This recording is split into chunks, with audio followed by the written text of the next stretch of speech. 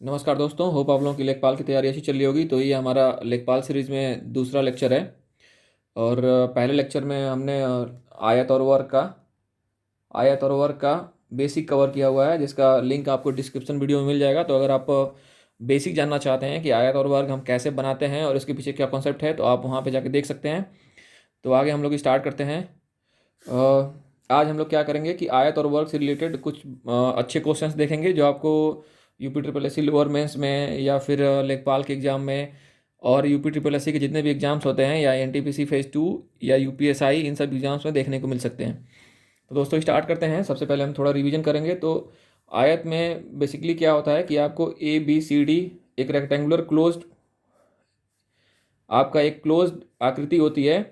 वो इस तरीके का होता है कि A B is parallel to C D and A D is parallel to B C. Means ये वाली रेखा इसके पैरेलल होती है और ये वाली रेखा इसके पैरेलल होती है, और ये जो इसकी लंबाई है ये इसकी चौड़ाई से अधिक होती है। अगर इसकी लंबाई और चौड़ाई बराबर हो जाएगी तो ये क्या हो जाएगा, एक वर्ग बन जाएगा। तो आयत और वर्ग में सिर्फ इतना ही डिफरेंस है कि इसमें लंबाई और चौड़ाई अलग अलग होगी, उसमें लंबाई और चौड़ाई दोनों बराबर हो जाएगी। और ये चारों कोण 90-90 डिग्री के होते हैं। और किन्हीं दो सम्मुख कोणों को यानी कोणों को मिलाने पर, जैसे कि आप ये सामने के नहीं, मतलब एक दूसरे के अपोजिट वाले कोणों को, इसको कॉर्नर बोलते हैं इंग्लिश में, और हिंदी में क्या बोलेंगे, कोना बोल सकते हैं या ऐसा कुछ बोल सकते हैं। इन दो कॉर्नर को ऐड करने पे ये जो मिलता है ये इसका विकर्ण होता है। ठीक है। तो ऐसे ही एक आयत है, कितने विकर्ण हो जाएंगे, जब हम इसको एक बार ऐड करेंगे तो एक और बनेगा, तो इसके क्या हो जाएंगे, ये इसको डायगोनल बोलते हैं, हिंदी में इसको क्या बोलते हैं, विकर्ण बोलते हैं। तो इसके दो विकर्ण हो जाएंगे। तो यहाँ पे हम लोग ये देख लेते हैं, इसे उसमें हम लोग इससे पहले देखे हुए हैं, फिर एक बार हल्का सा रिवाइज कर लेते हैं कि अगर इसकी लंबाई एल है, इसकी चौड़ाई वी है, तो इसका जो विकर्ण होगा वो, अगर हम इस वाले ट्रायंगल को लें और इसमें अगर हम पाइथागोरस थ्योरम लगाएं, ये राइट एंगल ट्रायंगल होता है, तो ये 90 डिग्री है।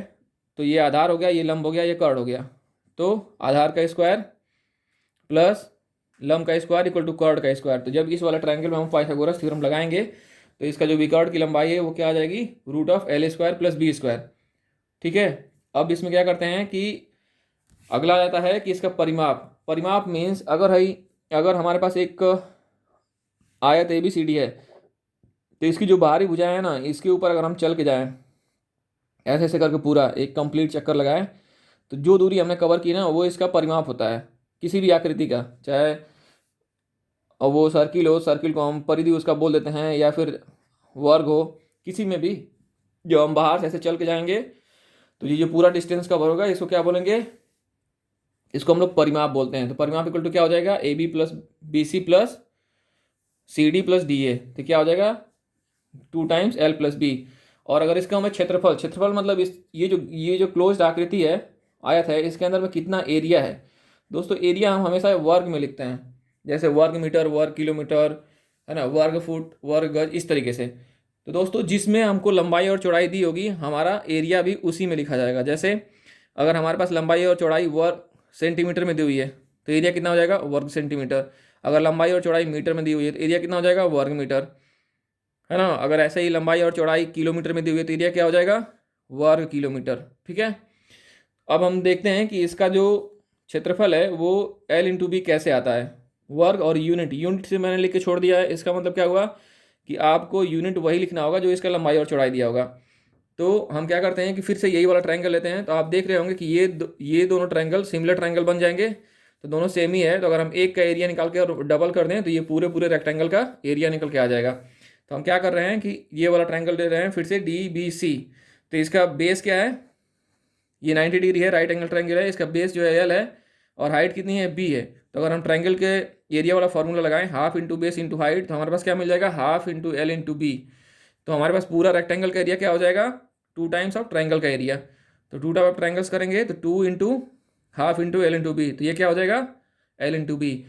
तो ये कुछ बेसिक चीज़ें हो गई हमारे आयत के बारे में। अब इसमें वर्ग में बस आपको इतना डिफरेंस हो जाएगा कि जो इसकी लंबाई है वही चौड़ाई हो जाएगी।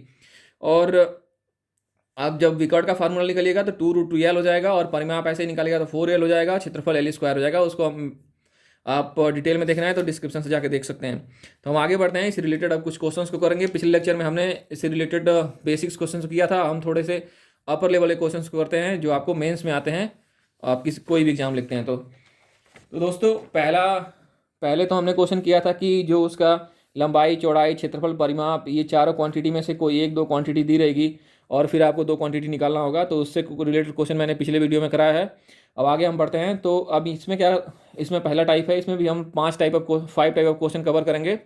तो पहला टाइप है कि अगर किसी आयत या वर्ग का क्षेत्रफल दिया हुआ है ना। जैसे हमारे पास ये ABCD एक आयत है, इसकी एक लंबाई है L और इसकी चौड़ाई B है। इसका क्या है, हमारे पास क्षेत्रफल दिया हुआ है, क्षेत्रफल कुछ दिया रहेगा, है ना। और फिर क्या क्या कहा जाएगा कि इसकी लंबाई में बोला जाएगा कि आपको X% की वृद्धि कर दी गई, मतलब 10, 20, 30%। ऐसे ही बोला जाएगा कि इसकी चौड़ाई में 10, 20% या 30% कुछ वृद्धि कर दी गई। तो ओवरऑल इसके क्षेत्रफल पे की वृद्धि पे क्या असर पड़ेगा। या इसका और थोड़ा टफ क्वेश्चन हो तो एक में वृद्धि और एक में घटाने पे, तो एक बेसिक प्रोसीजर समझ लेते हैं कि कैसे सॉल्व करते हैं, फिर आप कोई भी क्वेश्चन आएगा सॉल्व कर लेंगे। देखो दोस्तों, जैसे ये क्वेश्चन है, क्षेत्रफल क्या दिया हुआ है, 100 वर्ग सेंटीमीटर दिया हुआ है और लंबाई में क्या बोल रहा है कि 20% बढ़ाया गया तथा चौड़ाई 10% बढ़ा दी जाए, तो क्षेत्रफल में कितने प्रतिशत की वृद्धि हो जाएगी। तो L डैश इक्वल टू क्या हो जाएगा, L प्लस इसका 20%, किसका, L का। B डैश इक्वल टू क्या हो जाएगा, B प्लस B का 10%। ये क्या हो जाएगा, L प्लस 0.2L, और ये क्या हो जाएगा, B प्लस 0.1B। ठीक है, तो ये क्या हो जाएगा, 1.2L हो गया, ये क्या हो गया, 1.1L। तो आपको इतना सब कुछ नहीं लिखना है, आप सीधे देखना है कि 20% इंक्रीज हो रहा है तो 1.2L हो जाएगा, और B डैश क्या हो जाएगा, 10% इंक्रीज हो रहा है तो आपका 1.1L हो जाएगा। तो अगर हम क्षेत्रफल नया निकालें तो क्या हो जाएगा, L dash into B dash, तो क्या हो जाएगा, 1.2L मल्टीप्लाई में 1.1L, तो क्या हो जाएगा, L स्क्वायर। दोस्तों यहाँ पे हमने क्या किया है कि ये इसको एक वर्ग ले लिया है, ठीक है। तो चलिए वर्ग ले लेते हैं, अगली बार अभी मैं आयत पे सॉल्व कर दूंगा तो फिर भी प्रॉब्लम हो जाएगी। तो यहाँ पे थोड़ी सी मिस्टेक हो गई है, आप ये B हो जाएगा, है ना। आगे हम इस पे कर लेंगे, तो L dash into B dash करेंगे तो ये क्या हो जाएगा, 1.1B। तो ये क्या हो जाएगा आपका 1.2 into 1.1 into L into B। कुछ ज़्यादा प्रॉब्लम नहीं हुई है। हम क्या कर रहे हैं ना कि अभी L B को अलग अलग ले रहे हैं। यहाँ पे मैंने मिस्टेक से आपको L ही लिख दिया था, तो ये दोनों को मल्टीप्लाई करेंगे न्यू में, क्या हो जाएगा, 1.2 इंटू 1.1 L इंटू B। तो ये क्या हो जाएगा, नया क्षेत्रफल जो हो जाएगा। अब इन दोनों को मल्टीप्लाई करेंगे तो क्या, 11 दूना 22 को 2 और 2 हासिल, 11 का नाम 11, 2 13, तो 1.32 L इंटू बी, यानी L इंटू बी और फिर मल्टीप्लाई में 1.32। तो 1.32 को क्या लिख सकते हैं, 1 प्लस 0.32, है ना। या फिर आप ऐसा ही लिख दीजिए। देखिए हमारे पास L इंटू बी का दिया हुआ था, L इंटू बी दिया हुआ है, तो क्या हो जाएगा, ये क्या हो जाएगा, 132। तो डेल्टा डैश कितना हो जाएगा, 132। तो हमारे पास परसेंटेज इंक्रीज कितना हुआ, इंक्रीमेंट अपॉन इनिशियल मल्टीप्लाई में 100। तो ये क्या हो जाएगा, देखिए इंक्रीमेंट कितना हुआ, 100 से 132 हुआ, तो 32/100, 100 था ना, पूरे 100, तो कितना हो जाएगा, 32% का। तो इसको क्या करना है ना, आपको पेपर में बार बार सॉल्व नहीं करना है ना। यहाँ पे कोई खास मिस्टेक नहीं हुई थी, आप बस L इंटू बी है, तो आप देखिए 20% बढ़ रहा है तो 1.2L हो जाएगा, और ये 10% बढ़ रहा है तो 1.1B हो जाएगा। तो ये ऐसे ही आप डेल्टा डैश निकालिएगा, नया जो क्षेत्रफल होगा वो दोनों को मल्टीप्लाई करिएगा, तो क्या हो जाएगा, 1.32 LB हो जाएगा। LB हमारे पास दिया हुआ है, तो आप रखिएगा तो 100, तो 132 आ जाएगा, ठीक है। तो अब हम क्या करते हैं कि इंक्रीमेंट आ गया 32% का, तो इसको हमारे पास एक फॉर्मूला डिराइव जाता है कि अगर लंबाई जो है वो A% बढ़ाई गई, A% है ना, चौड़ाई जो है वो B% बढ़ाई गई। इसमें ध्यान दीजिएगा, परसेंट और ऐसे नॉर्मल इंक्रीमेंट दोनों में डिफरेंस है। अब जैसे मैं बोल रहा हूँ कि कहीं पे आपको, है ना, 10 से 15 कर दिया गया, तो ऐसा नहीं है कि आप सीधे 5 लिख दीजिएगा A% की जगह, नहीं, 10 से 15 का मतलब क्या हुआ कि आपको 50% का इंक्रीमेंट हुआ है, तो यहाँ पे आपका A% क्या हो जाएगा, 50 हो जाएगा। तो इस चीज़ को ध्यान में रखना है कि ये परसेंटेज में है। तो देन जो एरिया में ना एरिया इंक्रीमेंट होता है उसका फॉर्मूला है a plus b plus A b by 100, ये क्या हो जाएगा टोटल परसेंटेज। इसी पे अभी निकाल लेते हैं। तो ये कितना था 20% बढ़ाया था, प्लस बी कितना था 10% बढ़ाया था, प्लस ए बी 20 गुणे 10 बटे 100, ये परसेंटेज टोटल कितना हो जाएगा 20 10 30 30 और ये 200 बटे 100, तो क्या हो जाएगा 100 दूना 200 32%। ठीक है दोस्तों, तो ये हमारे पास फॉर्मूला निकल के आ गया। क्या निकल के आ गया कि अगर a% हम लंबाई बढ़ाते हैं और b% चौड़ाई बढ़ाते हैं तो एरिया में इंक्रीमेंट क्या हो जाएगा A B plus A B upon 100। अब इसमें अगर हमको क्या करना है कि अगर ये एक वर्ग बन जाए तो वर्ग बन जाए तो सिंपल है, ए और बी दोनों एक अगर वर्ग बन जाएगा तो हमारे पास इसका आपको थोड़ा सा इसमें फॉर्मूले में चेंजिंग आएगी। तो इसको हम लोग देख लेते हैं कि क्या होगा।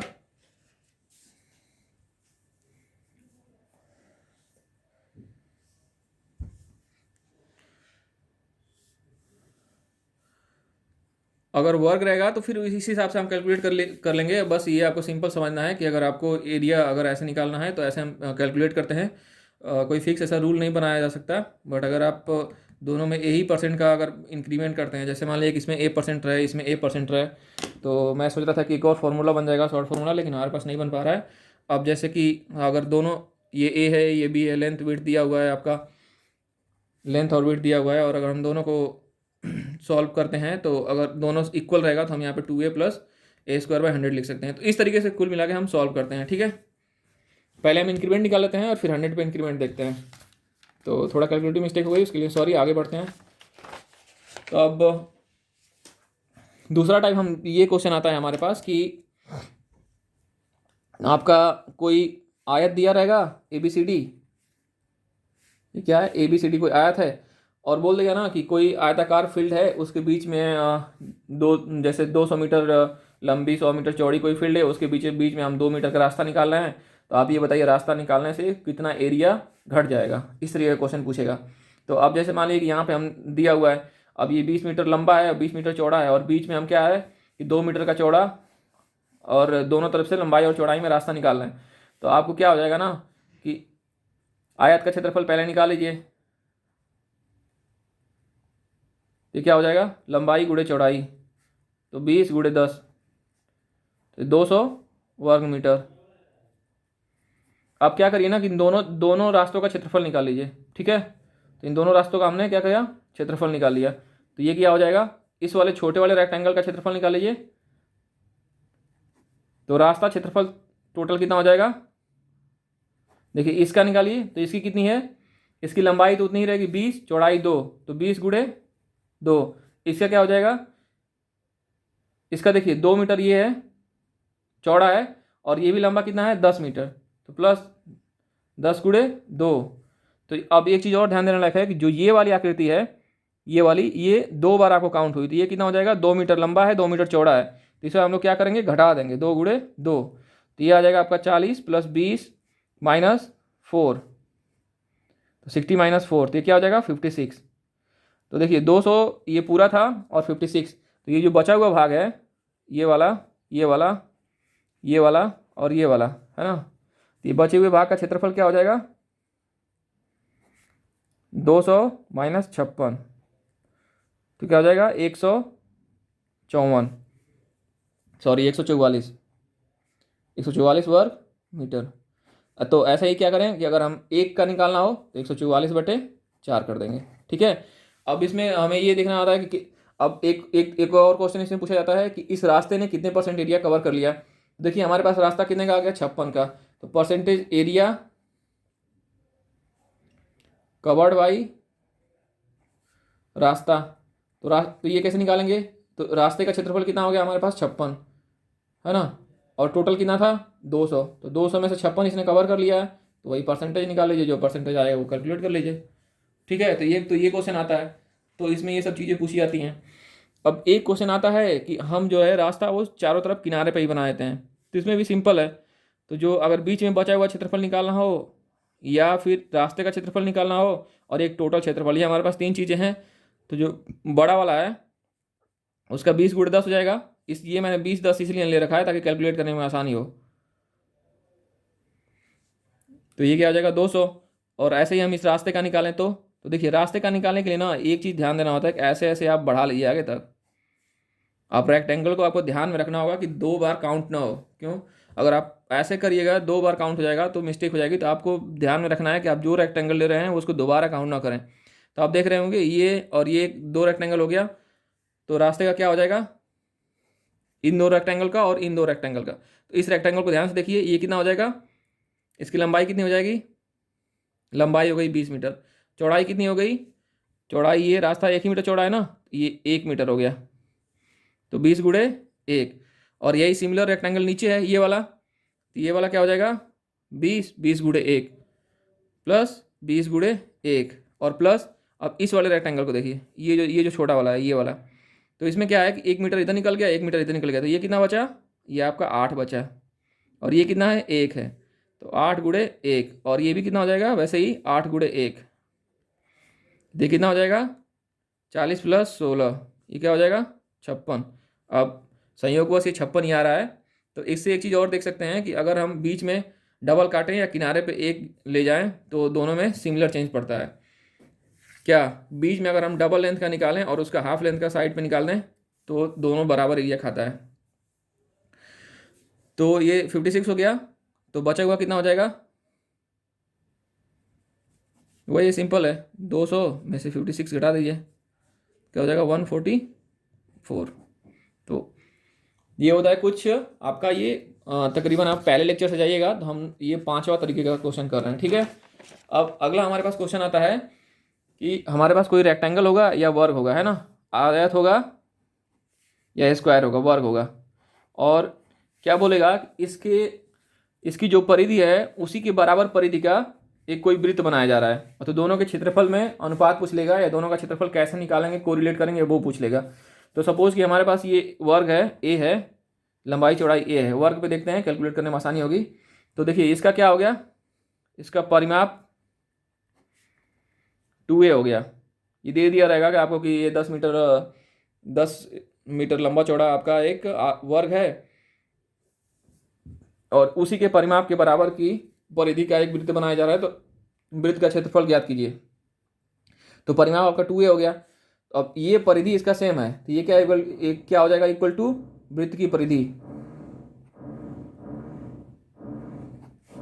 तो क्या निकल के आ जाएगा, तो 2a इक्वल टू परिधि क्या होता है 2πr। तो यहाँ से हमारे पास r क्या आ जाएगा 2a/2π। तो r क्या हो जाएगा a/π। तो एरिया क्या होता है वृत्त का क्षेत्रफल, ये होता है 2πr। तो r तो हमारे पास यहाँ निकल आया है। तो 2π और मल्टीप्लाई में r इक्वल टू क्या हो जाएगा a/π।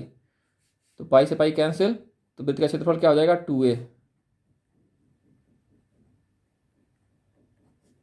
ये मिस्टेक हो गया, वृत्त का क्षेत्रफल हो जाएगा πr²। तो परिधि का होता है 2πr, तो πr², तो पाई और r² क्या हो जाएगा a²/π²। तो एक पाई से एक कैंसिल, तो a²/π। तो ये क्या हो जाएगा a²/π।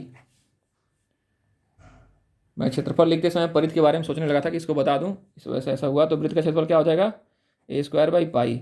यानी अगर हम कोई हमारे पास स्क्वायर हो जिसका a डायमेंशन हो और अगर इसे सिमिलर वृत्त बनाएं जिसकी परिधि इसकी परिधि के बराबर हो, इसका पेरीमीटर परिमाप इसके परिधि के बराबर हो, तो इसका क्षेत्रफल क्या हो जाएगा a²/π। इसको आप याद भी रख सकते हैं। ठीक है, तो ऐसे ही आप देखिए, अब वृत्त के बारे में कुछ चीज़ें बता देता हूँ।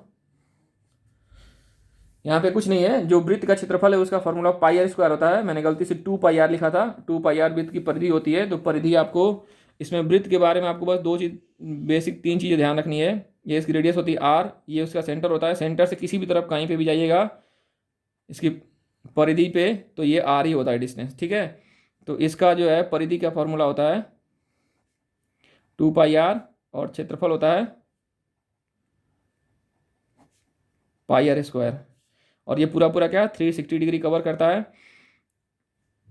तो किसी एक सेक्टर का, जैसे ये है, ये कोई एक सेक्टर बन गया थीटा डिग्री का, तो इसका जो क्षेत्रफल हो जाएगा हाफ आर स्क्वायर थीटा, है ना। थीटा को किस में लिखेंगे, रेडियन में। जैसे अगर 30 डिग्री दिया हो क्या हो जाएगा, π/6। तो ये हो गया। अब इसके बाद में फिर हम आगे बढ़ते हैं। तो बस आपको क्या करना है कि आयत और वर्ग और वृत्त का आपको फार्मूला पता होना चाहिए और एक दूसरे से बस कोरिलेट करके इसको सॉल्व कर देना होता है। अब जैसे कुछ कुछ चीज़ें आप मेमोराइज कर सकते हैं। जैसे यहाँ पे दिया हुआ है कि वर्ग है, वर्ग से सीधे अगर हम वृत्त बना रहे हैं, दोनों की परिधि और परिमाप सेम है, तो a² हो जाएगा इसका जो क्षेत्रफल होगा। अब अगला एक क्वेश्चन जो हमारा बनता है लास्ट वाला, वो ये बनता है कि अगर हम किसी वर्ग के अंदर में ही, ये वर्ग है और उसके अंदर में कोई एक सर्किल ड्रॉ कर रहे हैं जो इसकी चारों भुजाओं को टच कर रहा है, तो कभी कभी सर्किल का एरिया पूछ लेगा या सर्किल के इस एक भाग का एरिया पूछ लेगा, ये जो आपका सर्किल का एक पार्ट दिख रहा है, या वर्ग के अंदर जो ये चारों पार्ट बचे हुए हैं इनका एरिया पूछ लेगा, या किसी एक पार्ट का पूछेगा, या बोलेगा कि इस बचे हुए एरिया का परसेंटेज बता दो। कुछ नहीं आपको करना है, आपको बस यहाँ पे आर और ए में रिलेशन देखना है। तो साफ साफ दिख रहा होगा कि ये जो इसको डायमीटर है, इसका व्यास है जो वृत्त का 2r है, वो किसके बराबर है, a के बराबर है। तो 2r = a, यानी वृत्त का व्यास इक्वल टू क्या हो जाएगा। अब वृत्त में एक चीज़ व्यास भूल गया था मैं बताना। तो यहाँ पे देखिए, ये अगर इसका केंद्र है तो ये क्या हो जाएगा, ये व्यास हो जाता है, और इसकी लंबाई कितनी आती है, 2r, मतलब एक ऐसी जीवा जो इसके केंद्र से पास होती हो। तो हम वृत्त वाले में इसको डिटेल में कवर कर लेंगे, आप ये बस आप बेसिक फॉर्मूला जानिए। तो वृत्त का व्यास इक्वल टू क्या हो जाएगा ना, वर्ग की भुजा, यही तो है। देखिए वर्ग की ये भुजा हो गई और ये वृत्त का व्यास हो गया, तो क्या हो जाएगा 2r = a। तो r = a/2, तो वृत्त का क्षेत्रफल,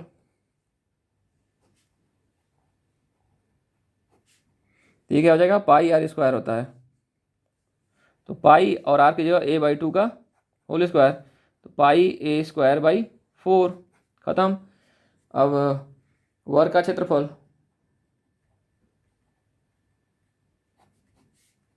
ये क्या हो जाएगा, तो वर्ग का क्षेत्रफल a² हो जाएगा। तो जो ये वाला भाग है ब्लैक वाला चारों तरफ बचा हुआ है ना, तो बचे हुए भाग का क्षेत्रफल, जो ये वाले भाग हैं जो ये बच रहे हैं ऊपर में, तो ये 4 हैं ऐसे। कुछ नहीं आपको करना है, वर्ग के क्षेत्रफल a² में से जो आपका इसका क्षेत्रफल है वृत्त का, उसको घटा देना है। तो किस वाले में, a वाले टर्म में। तो वृत्त का क्षेत्रफल हमने क्या निकाल रखा है, πa²/4, और अगर एक पार्ट का पूछे तो बस इसमें 4 से डिवाइड कर दीजिएगा आगे जाके। तो ये दोस्तों होता है। तो हमने क्या कर लिया, आयत और वर्ग जो है ना पूरा अच्छे से कंप्लीट कर लिया। इससे ज़्यादा कहीं आपको नहीं पूछा जाता है। UP-SSC आप देने जा रहे हो, इसका कोई सा भी एग्जाम है इससे ऊपर लेवल का नहीं आएगा, और UPSI में भी इससे ऊपर लेवल का नहीं आएगा। आप किसी बुक से इसको क्वेश्चंस को अच्छे से प्रैक्टिस करिए। बाकी कोई डाउट हो तो आप कमेंट बॉक्स में बताइए, हम उसको डिस्कस कर लेंगे। अब नेक्स्ट वीडियो में हम रेखागणित से रिलेटेड अगला चैप्टर त्रिभुज का लेकर के आएंगे। Thanks for the watching.